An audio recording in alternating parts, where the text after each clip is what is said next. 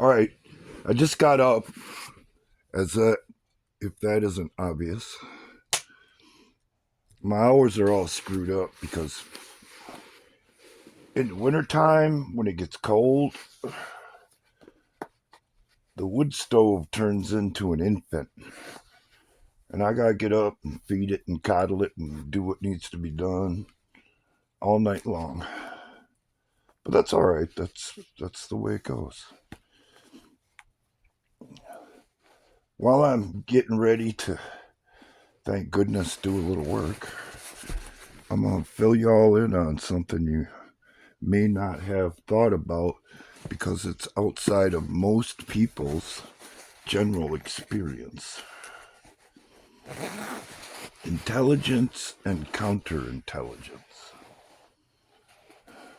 We don't have to operate in our world like that world operates. Granted, there are people out there that do operate like that, but we all know them as assholes. What you have to consider while all of this is going on, because it's all interconnected, lust, greed, violence, and on the other side, the pursuit of justice and try to be righteous and all that stuff.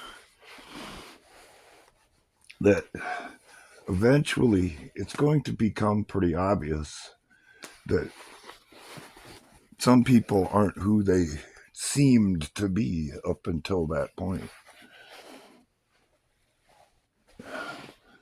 So that leads me to the whole reason for clicking this thing on with wild hair and squinty eyes in the first place. This whole thing with Charlie Kirk and Candace Owens raising all these questions and stirring up basically a hornet's nest over Israel.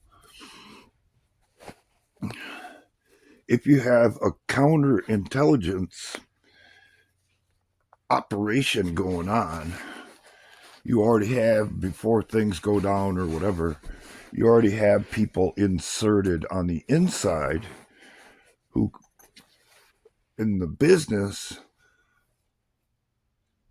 are called disruptors.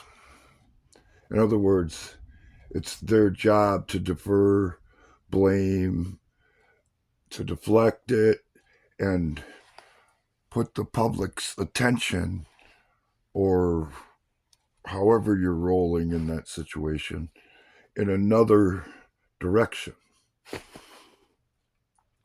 I like her. She's said good things along the way, so forth and so on. But it's starting to look like Candace Owens is a disruptor, put in place to cause chaos when we were getting too close to the truth. Is that how it is? No, that's how it looks. But in this game, in the world of intelligence and counterintelligence, you have to take that into account because that's how it could be. See you next time.